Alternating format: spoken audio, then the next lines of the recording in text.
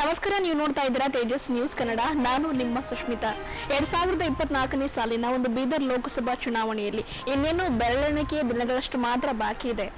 ಬಹಳಷ್ಟು ಬೆಳವಣಿಗೆಗಳಾಗ್ತವೆ. ಒಂದು ಕಡೆ ನಮ್ಮಂದ್ರೆ ಎಕ್ಸ್ಪೀರಿಯನ್ಸ್ ಪರ್ಸನ್, ಅನುಭವಿತ 2 ಬಾರಿ ಸಂಸದರಾಗಿ ಕೆಲಸ ಮಾಡಿರ್ತಕ್ಕಂಥ ಭಗವಂತ ಖೂಬೆ ಅವರು ಒಂದೆಡೆ ಇದ್ರೆ, ಇನ್ನೊಂದೆಡೆ 26 ವರ್ಷದ ಯುವಕ ಕಾಂಗ್ರೆಸ್ ಪಕ್ಷದ ಅಭ್ಯರ್ಥಿ ಸಾಗರ್ ಖಂಡ್ರೆ ಅವರು ಕಣಕ್ಕಿಳಿದಿದ್ದಾರೆ. ಈ ಜಿದ್ದಿನ ಫೈಟ್ ನಡೀತಾ ಇದೆ.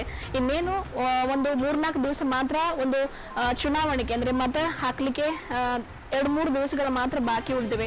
ಸೊ ಈ ಬಗ್ಗೆ ಮಾತಾಡ್ಲಿಕ್ಕೆ ನಮ್ಮೊಂದಿಗೆ ಹಿರಿಯರು, ಕಾಂಗ್ರೆಸ್ ಪಕ್ಷದ ಹಿರಿಯರು, ಜೊತೆಗೆ ಭೀಮಣ್ಣ ಖಂಡ್ರೆ ಅವರನ್ನ, ಖಂಡ್ರೆ ಮನೆತನವನ್ನ ಬಹಳ ಹತ್ತಿರದಿಂದ ನೋಡಿರ್ತಕ್ಕಂಥ ಗುರಮ್ಮ ಸಿದ್ದರೆಡ್ಡಿ ಅಮ್ಮವರು ನಮ್ಮೊಂದಿಗಿದ್ದಾರೆ. ಏನ್ ಹೇಳ್ತಾರೆ ಅಂತ ಕೇಳೋಣ. ಮೇಡಮ್ ನಮಸ್ತೆ.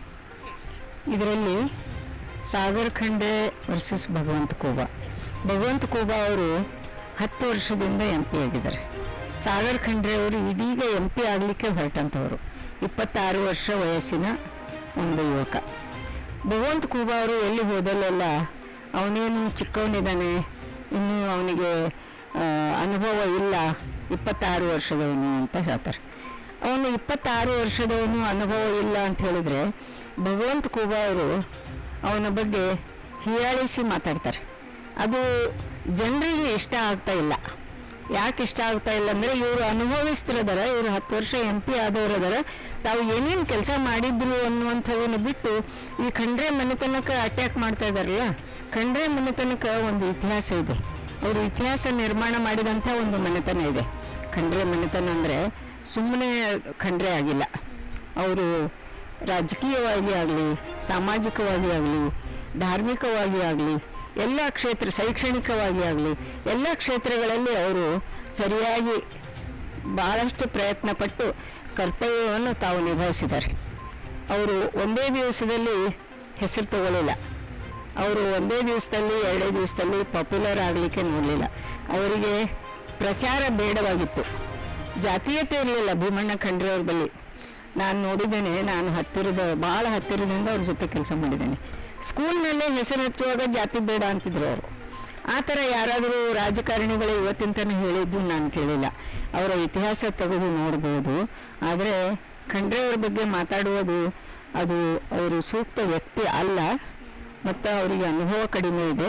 ಅವರಿಗೆ ಸ್ವಲ್ಪ ದರ್ಪದ ರಾಜಕಾರಣ ಇದೆ, ಅಹಂಕಾರ ಜಾಸ್ತಿ ಇದೆ. ಒಂದು ಹಿರಿಯರಿಗೆ ಆ ಥರ ಮಾತಾಡ್ತಾರೆ ಅಂದರೆ ಹಿರಿಯರನ್ನು ಗೌರವಿಸಬೇಕು. ಯಾವುದೇ ಹುದ್ದೆಯಲ್ಲಿರಲಿ, ಹುದ್ದೆ ಶಾಶ್ವತ ಅಲ್ಲ. ಇವತ್ತು ಇರ್ಬೋದು, ನಾಳೆ ಇರದೇ ಇರ್ಬೋದು. ಯಾರೇ ಮನೆಗೆ ಬರಲಿ, ಯಾರೇ ಆಫೀಸಿಗೆ ಬರಲಿ, ಸೌಜನ್ಯತೆಯಿಂದ ಮಾತಾಡುವುದು ಅವರ ಕರ್ತವ್ಯವಾಗಿರಬೇಕು. ಆದರೆ ಭಗವಂತ ಖೂಬಾ ಅವರಲ್ಲಿ ನಾನು ಆ ಸೌಜನ್ಯತೆಯನ್ನು ಕಾಣಲಿಲ್ಲ ಅಂತ ಹೇಳ್ತೇನೆ. ಈಗ ಸಾಗರ್ ಖಂಡ್ರೆ ಅವರಿಗೆ ಜನ ಮತ ನೀಡಬೇಕು ಅಂತಾದರೆ ಯಾಕೆ ನೀಡಬೇಕು ಅಂತ ನಿಮ್ಮ ಪರವಾಗಿ ಏನು ಹೇಳಕ್ಕೆ ಇಷ್ಟಪಡ್ತೀರಾ? ಒಂದು ಮನೆಗೆ ಹೆಣ್ಣು ಕೊಡಬೇಕಾದ್ರೆ ಅವ್ರ ಇತಿಹಾಸ, ಮನೆತನದ ಇತಿಹಾಸ ನೋಡಿ ಕೊಡ್ತಾರೆ. ಒಂದು ವರಕ್ಕೆ ಹೆಣ್ಣು ಕೊಡಬೇಕಾದ್ರೆ ಮನೆತನದ ಇತಿಹಾಸ ನೋಡಿ ಕೊಡ್ತಾರೆ.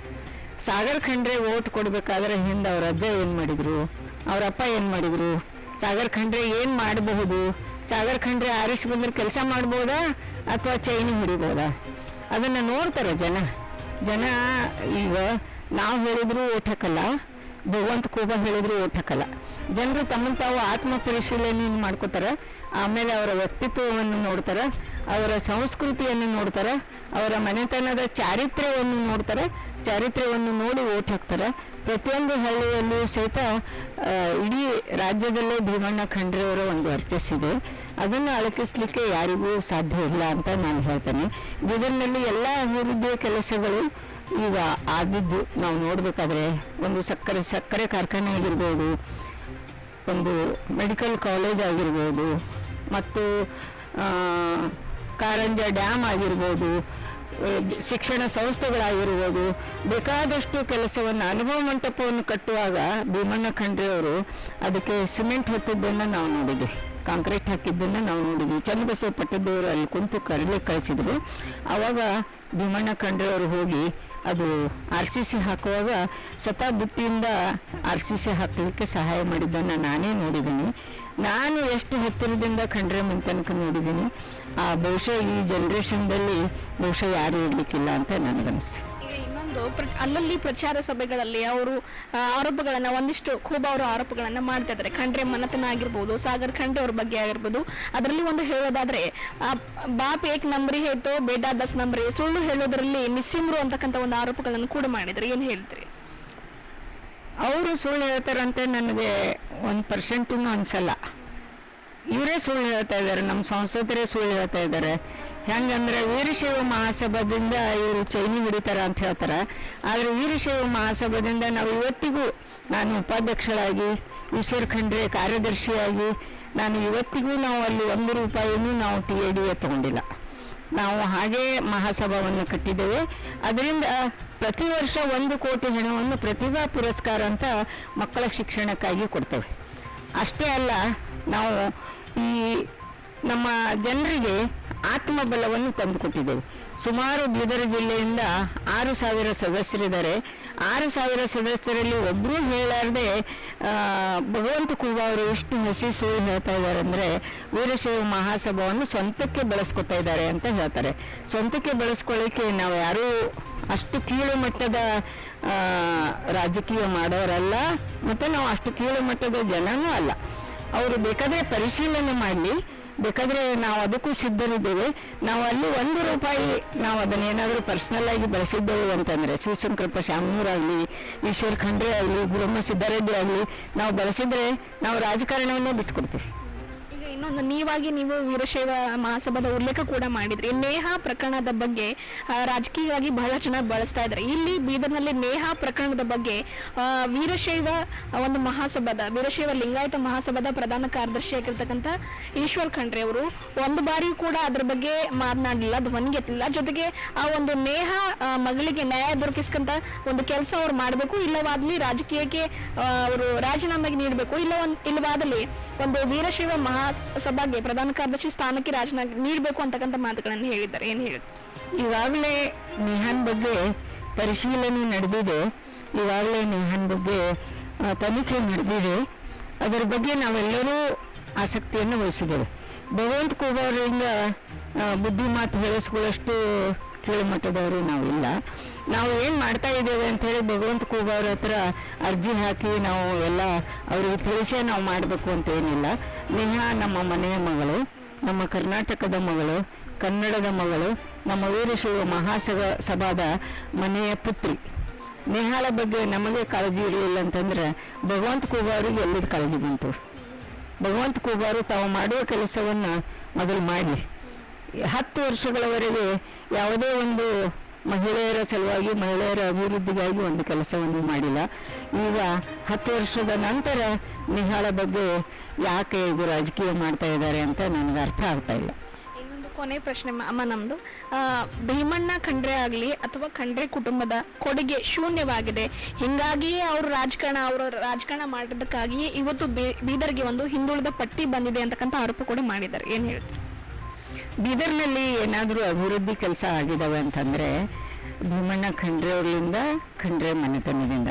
ಭೀಮಣ್ಣ ಖಂಡ್ರೆ ಅವರು ಹಿಂದೆ ಈ ಬೀದರ್ ಜಿಲ್ಲೆ, ಬೀದರ್ ಹೈದರಾಬಾದ್ ಕರ್ನಾಟಕಕ್ಕೆ ಸೇರ್ತಿರ್ಲಿಲ್ಲ, ಆಂಧ್ರಕ್ಕೆ ಹೋಗ್ತಿತ್ತು. ಆವಾಗ ಅವರು ಟೊಂಕ ಕಟ್ಟಿ ನಿಂತು ಇದನ್ನು ಹೈದರಾಬಾದ್ ಕರ್ನಾಟಕಕ್ಕೆ ಸೇರಿಸಿದ್ರು. ಅವರು ಗಡಿನಾಡನ್ನು ಸಹಿತ 1 ಇಂಚು ಜಾಗ ಬಿಡಲಾರ್ದಂಗೆ ಗಡಿಗಳನ್ನು ಸಹಿತ ರಕ್ಷಿಸಿದರು. ಅಷ್ಟೇ ಅಲ್ಲ, ಅವರು ವೀರಶೈವ ಮಹಾಸಭೆಯನ್ನು ಕಟ್ಟುವುದರಲ್ಲಿ ಅಷ್ಟೇ ಅಲ್ಲ, ಶೈಕ್ಷಣಿಕ ಕ್ಷೇತ್ರವನ್ನು ಕಟ್ಟುವುದರಲ್ಲಿ ಸಹಿತ ಇದು ಮಾಡಿದರು. ಬೀದರ್ನಲ್ಲಿ ಏನಾದರೂ ಅಭಿವೃದ್ಧಿ ಕೆಲಸಗಳಾಗಿದ್ದಾವೆ ಅಂತಂದರೆ ಇತಿಹಾಸ ತೆಗೆದು ನೋಡಲಿ. ಸುಮ್ಮನೆ ನಾವು ಮುನ್ನೋಡೆ ಮಾತಾಡೋದು ಬೇರೆ ಆಗ್ತದೆ. ಇತಿಹಾಸ ತೆಗೆದು ನೋಡಿದ್ರೆ ಇತಿಹಾಸ ನಿರ್ಮಾಣ ಮಾಡಿದಂಥ ಭೀಮಣ್ಣ ಖಂಡ್ರೆ ಅವರಾಗಲಿ, ಮುಂದೆ ಈಶ್ವರ್ ಖಂಡ್ರೆನೂ ಸಹಿತ ಅಷ್ಟೇ ಎಚ್ಚರಿಕೆ ವಹಿಸಿ ಕೆಲಸ ಮಾಡ್ತಾ ಇದ್ದಾರೆ. ಮುಂದೆ ನಮ್ಮ ಸಾಗರ್ ಗೆದ್ದು ಬಂದ್ರೂ ಸಹಿತ ಸಾಗರ್ನಲ್ಲಿನೂ ಸಹಿತ ಆ ಎಬಿಲಿಟಿ ಇದೆ, ಅವನು ಕೆಲಸ ಮಾಡ್ತಾನೆ. ಸೋಲಿನ ಭೀತಿಯಿಂದ ನಮ್ಮ ಭಗವಂತ ಖೂಬಾ ಅವರು ದರ್ಪದ ರಾಜಕಾರಣದಿಂದ ಅವರು ಜನರಿಗೆ ಅವ್ರು ಬೆಸತ್ತಿದ್ದಾರೆ. ಸೋಲಿನ ಭೀತಿಯಿಂದ ಏನೇನೋ ಮಾತಾಡ್ತಾರೆ ಅವರು. ಏನಾದರೂ ಕೊಡುಗೆ ಇದೆ ಅಂದರೆ ಎಲ್ಲರಿಗೂ ಗೊತ್ತಿದೆ ಬೀದರ್ನಲ್ಲಿ ಖಂಡ್ರೆ ಕೊಡುಗೆ ಏನಿದೆ. ಬೀದರ್ ಹಿಂದುಳಿದಿದೆಯಾ ಅಥವಾ ಮುಂದೆ ಹೋಗಿದೆಯಾ? ಹಿಂದೆ ಏನಿತ್ತು, 60 ವರ್ಷದ ಹಿಂದೆ ಏನಿತ್ತು? ನಾನು 1967ರಲ್ಲಿ ಬೀದರ್ಗೆ ಬಂದೆ. ಅಂದಿನಿಂದ ಇಂದಿನವರೆಗೆ ನಾನು ಸತತವಾಗಿ ಖಂಡ್ರೆಯವರ ಜೊತೆಗೆ ಕೆಲಸ ಮಾಡಿದ್ದೇನೆ ನಾನು. ಆದರೆ ನಾನು ಯಾವತ್ತೂ ಯಾರನ್ನೂ ಹೊಗಳೋದಿಲ್ಲ, ಯಾರನ್ನೂ ತೆಗಳೋದಿಲ್ಲ. ಮತ್ತು ಅವರು ಎಲ್ಲರ ತಪ್ಪಿದರೆ ಬೇಟಿ ಏನಾಯಿತು ನೋಡಿದ್ದು ಅಂತ ಭೀಮಣ್ಣ ಖಂಡ್ರೆಯವರು ನಮಗೆ ವಿಚಾರ ವಿನಿಮಯ ಮಾಡ್ತಿದ್ರು. ಎಲ್ಲೇ ಕಾರ್ಯಕ್ರಮ ಮಾಡಿದ್ರು ಮಹಿಳೆಯರಿಗೆ ಭಾಳ ಗೌರವ ಕೊಟ್ಟು ನನ್ನ ಅಧ್ಯಕ್ಷತೆಯಲ್ಲೇ ಕಾರ್ಯಕ್ರಮವನ್ನು ಮಾಡ್ತಿದ್ರು. ನಾವು ಇಷ್ಟೊಂದು ಅವರು ಸರಳ ಸ್ವಭಾವದವರು, ಅವರು ಯಾವತ್ತೂ ದರ್ಪದಿಂದ ನಡ್ಕೊಳ್ಳಿಲ್ಲ. ಅಂಥ ಭೀಮಣ್ಣ ಖಂಡ್ರೆಯವರಿಗೆ ಇವರು ಇಷ್ಟು ಸುಲಭವಾಗಿ ಮಾತಾಡುವುದನ್ನು ಜನ ಒಪ್ಪುವುದಿಲ್ಲ. ಮತ್ತು ಸಾಗರ್ ಖಂಡ್ರೆ ಗೆಲುವು ಖಚಿತ ಇದೆ. ಸಾಗರ್ ಖಂಡ್ರೆ 1 ಲಕ್ಷ ಮತದಿಂದ ಆರಿಸಿ ಬರ್ತಾರೆ. ನಮ್ಮ ಹಳ್ಳಿಗಳಲ್ಲಿ ನಮ್ಮ ಪ್ರಭಾವ ಇದೆ ವಿನ ಮೋದಿಯವರ ಪ್ರಭಾವ ಆಗಲಿ, ನಮ್ಮದು ಭಗವಂತ ಖೂಬಾ ಅವರ ಪ್ರಭಾವ ಆಗಲಿ ಇಲ್ಲ. ಯಾಕಂದರೆ ಮೋದಿಯವರ ಪ್ರಭಾವ ಯಾಕಿಲ್ಲ ಅಂದರೆ 40% ಗ್ರ್ಯಾಂಟ್ ಕಟ್ ಮಾಡಿದರು. ಅಂಗನವಾಡಿ ವರ್ಕರ್ಸಿಗೆ ಬರುವಂಥದ್ದು 40% ಗ್ರ್ಯಾಂಟ್ ಕಟ್ ಮಾಡಿದರು. ಅಂದರೆ ಅವರಿಗೆ 1,000 ರೂಪಾಯಿ ಸೆಂಟ್ರಲ್ ಗೌರ್ಮೆಂಟ್ನಿಂದ ಸಿಗತಕ್ಕಂಥ ಸಂಬಳ ಈಗ 600 ರೂಪಾಯಿ ಸಿಗ್ತಾ ಇದೆ. ಹಾಗೆ ಕಾರ್ಮಿಕರ ಕಾನೂನುಗಳನ್ನು ಕೂಡ ಅವರು ಮುರಿದುಬಿಟ್ರು. ಮತ್ತು ಅವರು ಹಿರಿಯ ನಾಗರಿಕರಿಗಾಗಿ 40% ಟ್ರೈನ್ ರಿಸರ್ವೇಷನ್ದಲ್ಲಿ ಅವರಿಗೆ ಸಬ್ಸಿಡಿ ಇತ್ತು. ಅದನ್ನು ಮೋದಿಯವರು ಬಂದು ಮರದನ್ನೇ ತೆಗೆದು ಹಾಕಿದರು. ಮನೆಯಲ್ಲಿ ಸ್ವಸ್ಥರು ಬೇಯಿದ್ರೆ ಹೆಣ್ಮಕ್ಳ ಮನೆಗೆ ಮುದುಕರು ಹೋಗ್ತಿದ್ರು. ಆ ಮೋದಿಗೆ ಕುಟುಂಬ ಸಮಸ್ಯೆ ಏನು ಗೊತ್ತು ಮೋದಿಯವರಿಗೆ? ಅವರಿಗೆ ಕುಟುಂಬ ಸಮಸ್ಯೆನೇ ಗೊತ್ತಿಲ್ಲ. ಮನೆಯಲ್ಲಿ ಜಗಳ ಆದ್ರೆ ಸ್ವಸ್ಥರನ್ನು ಬಿಟ್ಟು ಅವರು ಮಕ್ಕಳ ಬಳಿ ಹೋಗ್ತಿದ್ರು. ಅವರಿಗೆ ಅಷ್ಟೇ ಸಬ್ಸಿಡಿ ಹೆಲ್ಪ್ ಆಗ್ತಿತ್ತು ವಯಸ್ಸಾದವರಿಗೆ. ಅಂಥ ವಯಸ್ಸಾದವ್ರ ಶಾಪವನ್ನು ಕೂಡ ನಮ್ಮ ಮೋದಿಯವರು ಸುಲಭವಾಗಿ ಗಳಿಸ್ಕೊಂಡ್ರು. ಹೇಳಿದ್ರೆ ಒಂದಿಷ್ಟು ಬಾರಿ ಈ ಹಿಂದೇನಪ್ಪ ಅಂದ್ರೆ ಸಂಸದರಾಗಿ ಭಗವಂತ ಖೂಬಾ ಅವರಿಗೆ ಒಂದಿಷ್ಟು ಬೀದರ್ ಸಮಸ್ಯೆಗಳ ಬಗ್ಗೆ ನಾನು ಅವರಿಗೆ ಮನವರಿಕೆ ಮಾಡಿದೆ. ಒಂದಿಷ್ಟು ನಿರುದ್ಯೋಗ ಸಮಸ್ಯೆ ನಿವಾರಣೆ ಮಾಡಲಿಕ್ಕೆ ಒಂದಿಷ್ಟು ಕಾರ್ಖಾನೆಗಳು ತರಬೇಕು ಅಂತಕ್ಕಂಥ ಮನವಿ ಮಾಡಿದೆ ಅಂತ ನೀವು ಉಲ್ಲೇಖ ಮಾಡಿದ್ರೆ ಏನು ಹೇಳ್ತೀರಿ? ನಾನು ಒಂದ್ಸಲ ಸಂಸದರಲ್ಲಿ ಹೋಗಿದ್ದೆ, ಅವ್ರ ಆಫೀಸ್ಗೆ ಹೋಗಿದ್ದೆ. ಅವಾಗ ನನ್ನ ಪರ್ಸನಲ್ ಕೆಲಸ ಸಲುವಾಗಿ ಹೋಗಿದ್ದೆ ನಾನು. ತದನಂತರ ನಾನು ಮಾತಾಡಿದೆ, ಬೀದರಿಗೆ ಒಂದು ದೊಡ್ಡ ಇಂಡಸ್ಟ್ರಿ ತೊಗೊಂಡು ಬರ್ರಿ ಸರ್, 1,000 ಹೆಣ್ಮಕ್ಳಿಗೆ ಉದ್ಯೋಗ ಆಗ್ತದೆ ನಿಮ್ಮ ಕೈ ಮೇಲೆ. ಖರ್ಗೆ ಸಾಹೇಬರು ಗುಲ್ಬರ್ಗಕ್ಕೆ ತಂದಾರ ಅಂತ ನಾನು ಹೇಳಿದೆ. ಅದನ್ನು ಅವರು ಕಿವಿಗೂ ಹಾಕ್ಕೊಳ್ಳಿಲ್ಲ. ಹಿರಿಯರಿಗೆ ಗೌರವಿಸೋದಾಗಲಿ, ಒಂದು ಸಮಸ್ಯೆಗಳ ಬಗ್ಗೆ ಸ್ಪಂದಿಸೋದಾಗಲಿ ಅವರ ಡಿಕ್ಷನರಿಗೆ ಇಲ್ಲ. ಮತ್ತೇನು ಹೇಳೋದು ಬಿಡು ಅಂತ ನಾನು ಆಮೇಲೆ ಅವ್ರಿಗೆ ಭೇಟಿನೇ ಆಗಿಲ್ಲ.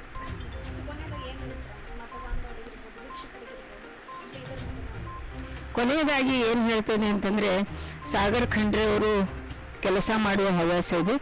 ಈ ಸಾರಿ ಅವರಿಗೆ ಕೊಟ್ಟು ನೋಡಿ. ಭಗವಂತ ಖೂಬಾನ 4 ಪಟ್ಟು ಕೆಲಸ ಮಾಡಿಲ್ಲ ಅಂತಂದರೆ ಅವನ್ನ 2.5 ವರ್ಷದಾಗ ತೆಗೆದೋಗಿರಿ. 5 ವರ್ಷ ಅಲ್ಲ, 2.5 ವರ್ಷದಾಗ ತೆಗೆದೋಗಿರಿ ಅಂತೀನಿ. ಕಾನೂನು ಇರಲಿ ಬಿಡಲಿ, ನಾನೇ ಹೇಳ್ತಾ ಇದ್ದೀನಿ. ಆದರೆ ಭಗವಂತ ಖೂಬಾ ಅವ್ರಿಗಿಂತ 4 ಪಟ್ಟು ಕೆಲಸ ಮಾಡ್ತಾರೆ ಈ ಸಾಗರ್ ಖಂಡ್ರೆನಲ್ಲಿ ಒಂದು ಹುಮ್ಮಸ್ಸು ಇದೆ, ಕೆಲಸ ಮಾಡುವಂಥ ಆಸಕ್ತಿ ಇದೆ, ಕೌಟುಂಬಿಕ ಇತಿಹಾಸ ಇದೆ. ಅದಕ್ಕೆ ನಾನು ಸಾಗರ್ ಖಂಡ್ರೆ ಅವರಿಗೆ ಮತ ಕೊಟ್ಟು 1 ಲಕ್ಷ ಮತದಿಂದ ಗೆಲ್ಲಿಸಬೇಕು ಅಂಥೇಳಿ ದಿಲ್ಲಿಗೆ ಕಳಿಸ್ಬೇಕು. ಮತ್ತು ಅವನು ಯಂಗೆಸ್ಟ್ MP ಆಗಬೇಕು. ಬೀದರ್ ಇತಿಹಾಸದಲ್ಲಿ ಅವನು ಯಂಗೆಸ್ಟ್ MP ಆಗಿದ್ದು ಸುವರ್ಣಾಕ್ಷರಗಳಿಂದ ಬರೆದಿಡುವಂಥದ್ದು ಆಗಬೇಕು ಅಂತ ನಾನು ಆ ದೇವರಲ್ಲಿನೂ ಪ್ರಾರ್ಥಿಸ್ತೀನಿ, ಜನರಲ್ಲಿನೂ ವಿನಂತಿ ಮಾಡ್ಕೋತೀನಿ. ಜನರಲ್ಲಿ ಏನು ವಿನಂತಿ ಮಾಡ್ಕೋತೀನಿ ಅಂದರೆ, ಒಂದು ತರುಣನಿಗೆ ಅವಕಾಶ ಕೊಟ್ಟು ನೋಡಿ, ಅವನು ಕೆಲಸ ಮಾಡ್ತಾನೆ ಅಂತ ನಾನು ನನ್ನ ಪರವಾಗಿ ಹೇಳ್ತೇನೆ. ಒಂದು ಅವಕಾಶ ಕೊಟ್ಟು ನೋಡಿ. ನೀವು ಖೂಬಾ ಅವರಿಗೆ 2 ಅವಕಾಶ ಕೊಟ್ಟಿದ್ದೇವಲ್ಲ, ಒಂದು ಅವಕಾಶ ಕೊಟ್ಟು ನೋಡಿ ಅಂತ ನಾನು ಎಲ್ಲರಲ್ಲೂ ವಿನಂತಿ ಮಾಡ್ತೀನಿ.